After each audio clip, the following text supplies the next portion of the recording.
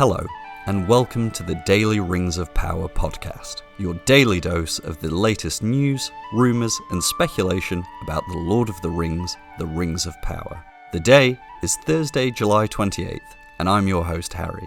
I hope you're having a wonderful morning, afternoon, or evening, wherever you are in the world. Once again, thank you to everyone who listened to yesterday's episode. I greatly appreciate everyone who not only takes time out of their day to listen to these short episodes, but also leaves some feedback for me in the comments. As someone who previously was mainly tweeting out gorgeous shots and clips from the show, along with some of my own wild speculation, it's always helpful to know what people would like to hear in this new content. As always, and as I suspect will become tradition, we are going to kick off today's episode with another reading from the Professor's work. Today, our reading comes from one of my favourite stories out of Unfinished Tales, Aldarion and Elendil. Then Aldarion restrained his desire, and remained at home for a while for the comfort of his father. And in those days he put to use the knowledge he had gained of Círdan concerning the making of ships, devising much anew of his own thought. And he began also to set men to the improvement of the havens and the quays, for he was ever eager to build greater vessels. But the sea-longing came upon him anew, and he departed again and yet again from Numenor, and his mind turned now to ventures that might not be compassed with one vessel's company. Therefore he formed the Guild of Venturers, that afterwards was renowned. To that brotherhood were joined all the hardiest and most eager mariners, and young men sought admission to it even from the inland regions of Numenor, and Aldarion they called the Great Captain. Well, listener, I'm sure we can all appreciate that you were spared from having to hear me attempt any character voices today. I do encourage you, if you haven't already, to pick up a copy of Unfinished Tales, and I particularly recommend the story of Aldarion and Elendil. It's a wonderfully weaved story, and I suspect we will see echoes of this tale's themes and events in the Rings of Power this September, particularly as it relates to the relationship between High King Gil-galad and Numenor. Now, let's get into today's topic. I forgot to mention this in previous episodes, but all the tweets, pictures, and articles I reference in each episode are listed in the episode description down below. Do take a look if you want to explore today's discussion in further detail. During Comic-Con, the Rings of Power released 23 new character posters. Or, I should say 24, if you count the one of an orc who looks like he just looted his outfit off a Fremen from Denis Villeneuve's 2021 film, Dune. Side note, I wonder if this orc has a name, and whether we'll get to know some of those orcs on an individual level, as we did with the likes of Shagrat and Gorbag, perhaps a topic for another episode. Returning from that little digression, these 23 character posters gave us some of our best looks at characters, and I am reminded of the days when all we had to look at were pictures of hands holding objects. It was a simpler time. Among these new character posters was one that stood out to me, that of Tristan Gravel's Pharazon. It's a wonderful poster, and I am once again taken by the striking visuals of this character. With his intense stare and glorious salt and pepper beard, I think it lends a real gravitas to this pivotal player in the story to come. However, what particularly drew my eye was the costume. Up until now, we've largely seen Pharazon in beautifully royal blue robes, adorned only with intricate embroidery and gold medallions. This latest look is quite different. Not only is he wearing sea green robes, more alike in colour palette to the Numenorian sailors alongside Elendil and Isildur, the most notable aspect is this golden cuirass with unique symbols emblazoned upon the chest piece in rows of 4. This armoured garment, which looks to me ceremonial, immediately reminded me of a set report we received from Fellowship of Fans in July of last year. I've linked the thread in the description below, but the core of this report was that the Numenorian culture depicted in the show would include guilds. Furthermore, Fellowship specifically referenced this article of clothing as one being worn by a Numenorian general as he watches an army depart from the island. As you can imagine, when I saw this picture, I had to take a closer look. On the breastplate, I could make out 6 unique symbols, as follows. Two horse heads facing one another. A radiant sun, similar to the iconography we've seen on Numenorian architecture, armour and ships. A circle of hammers. 4 fish swimming in a circle. The two final ones are harder to decipher.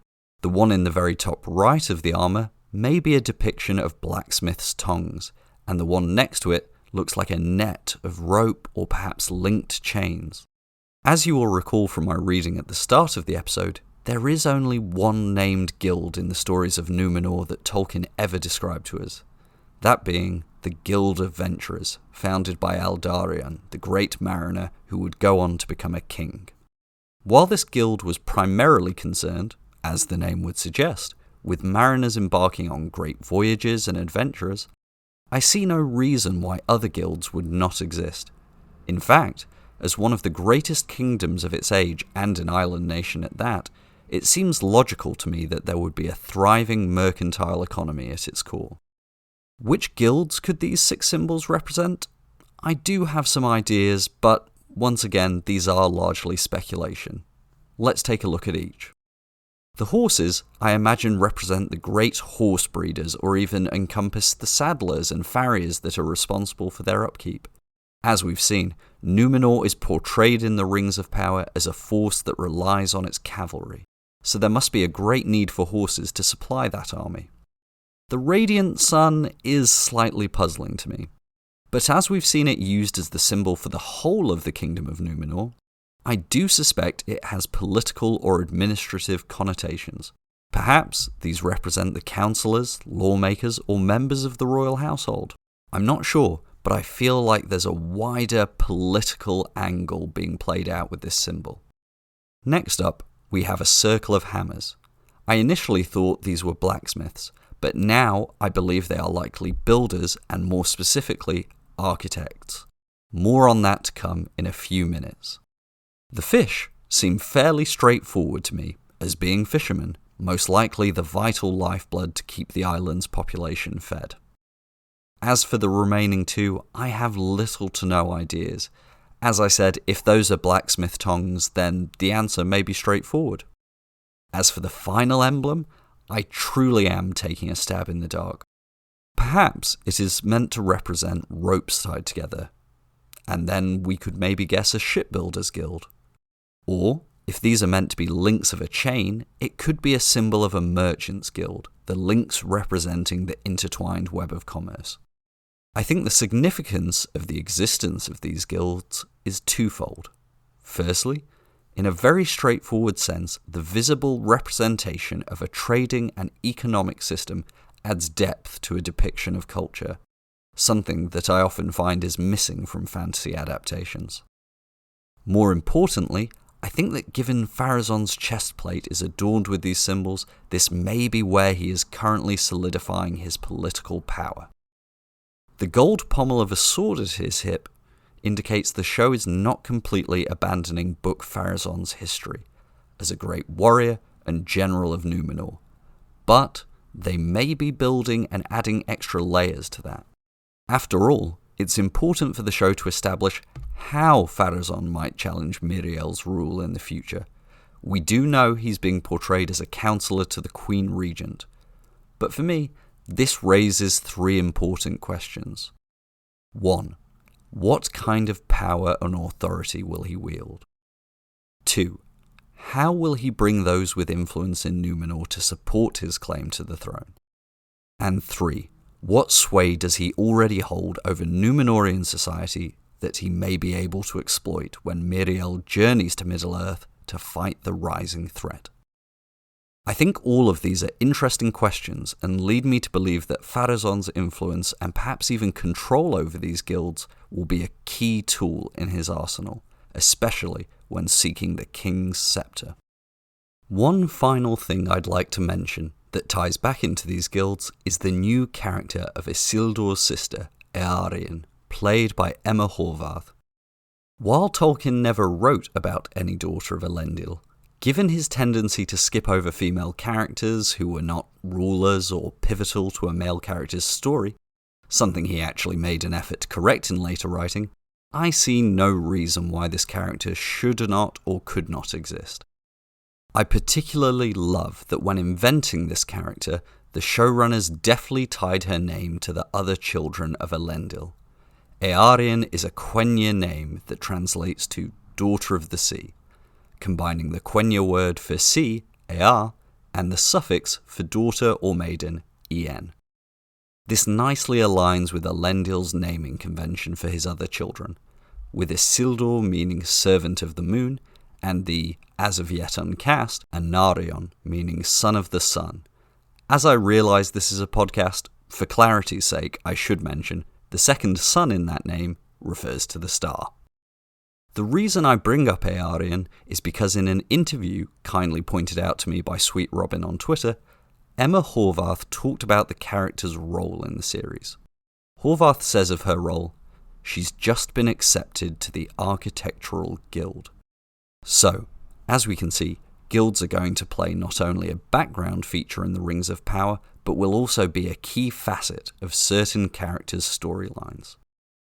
As for where I think this might lead Eärion's character in future seasons, well, listener, all I can say is that I sure hope nobody gets the bright idea to build a temple to a Dark Lord and then exploits the dreams of a young architect wanting to leave her mark on the world. I'm sure we don't need to worry about anything like that happening, right? I've really enjoyed diving into this niche but hopefully important element of the show's depiction of Numenorian society, and how that might affect key characters and storylines. I certainly want to talk more about this in future, and have an open discussion with you about how the show could depict Pharazon's rise to power. I have some particularly strong thoughts about this plotline, and look forward to both sharing them and getting your perspective on my perhaps slightly controversial take on the story. As we only talked about Eärien briefly today, I'd also love to do an episode or two dedicated to the original characters in the Rings of Power that the show has created for us. I think it would be interesting to discuss what inspiration from Tolkien's writing the showrunners are drawing upon, and what their purpose is in the wider Second Age narrative. Let me know in the comments below if either of these episode ideas would interest you, or if there's aspects of today's discussion that you'd like me to follow up on. I'd love to return to it in greater depth. But for today, that's all we have time for.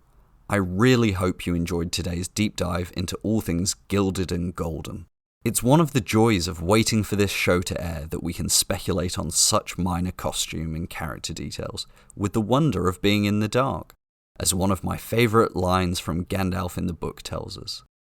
Many folk like to know beforehand what is to be set on the table, but those who have laboured to prepare the feast like to keep their secret, for wonder makes the words of praise louder.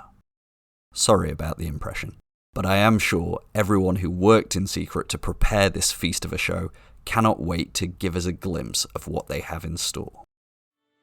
As I always say, I do want this to be a conversation between us, and so definitely leave your thoughts and speculation in the comments.